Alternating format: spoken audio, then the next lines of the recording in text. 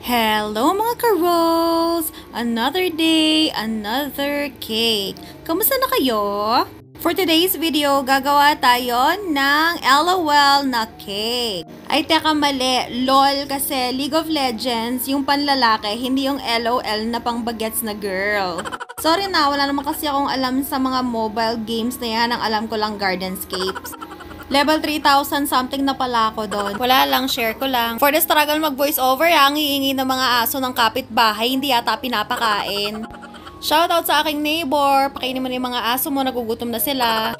Anyway, ang color ng base ng cake na ito is silver gray. And meron akong video tutorial kung paano ma-achieve ang color na ito. Lagay ko na lang ulit yung link sa comment section para mapanood ninyo sa mga gustong malaman kung paano ma-achieve ang color na ito. Simple lang ang design ng cake na ito pero challenging siya for me kasi meron mga details na supposed to be fondant details siya. Pero since medyo budgetarian ang customer natin, mas pinili niya ang soft icing. Kaya ang sinabi ko yung ibang details is printed na lang and then tatry natin na ma-achieve yung mga ibang details using icing. Meron pala ako nakikitang trending na pictures ng mga bakers and gusto ko lang magsalita about it. May ako, bakit ba? Ayan, ito nga pala yung picture na sinasabi ko. Hindi ko alam kung saang lugar ito at kung anong event ang meron, kung bakit maraming mga bakers na may bit-bit na kanya-kanyang cake or baka cake festival yan, whatsoever. Pero may caption kasi yan na parang ganito na daw ang industry ng baking dito sa Pilipinas, na parang siksikan na, parang sardinas, na bawat kanto yata is merong taglilimang bakers na parang lahat na lang yata nagbe-bake ng cake. Meron din ako nakikita nagpo-post na GG sila sa mga kapitbahay nila dahil ginaya daw sila na magtinda ng cake. Amazing! Porket nakikita silang kumikita ng pera sa pagkikake is ginaya na kagad sila at inagawan ng mga customers. Isa lang naman ang masasabi ko dito.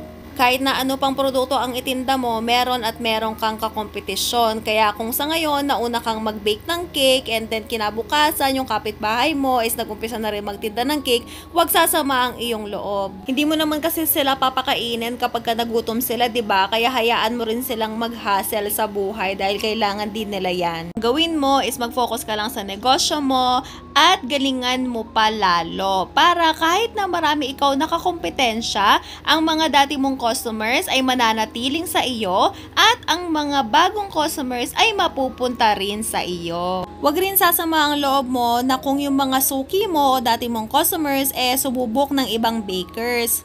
Parang ikaw lang yan pag minsan gusto mo ng Jollibee, pag minsan gusto mo ng McDo, diba? And merong mga pagkain na gusto mo sa Jollibee na ayaw mo sa McDo and vice versa, diba? Ganon din yon sa baking industry.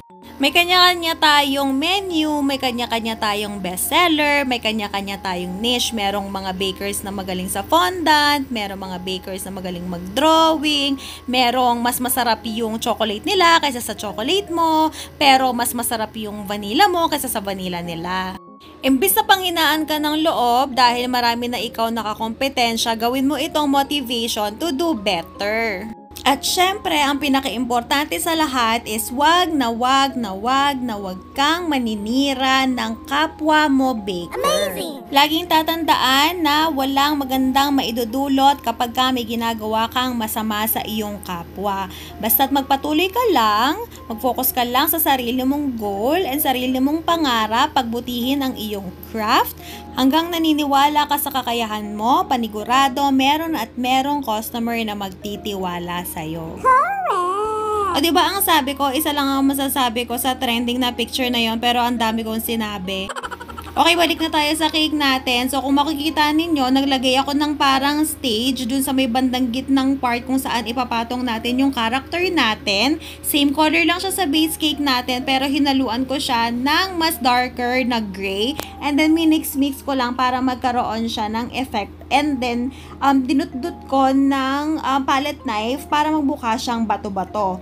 And then, yung mga bato na iba-ibang colors na nakikita ninyo, yung brown and parang reddish brown, kung nakita nyo kanina kung paano ko nilagay, icing lang po yan. Yes, icing lang yan. O diba, mukha talaga siyang fondant or parang candy na bato. Amazing! And then itong character or main character na nilagay ko sa cake, request to ni customer.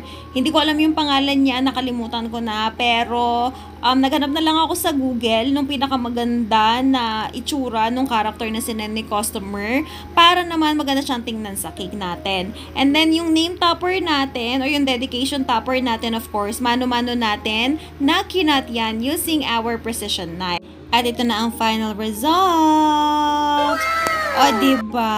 Ang syala ng cake natin for today. Napakasarap tingnan sa mga mata. That's it for today. See you on our next video. Bye!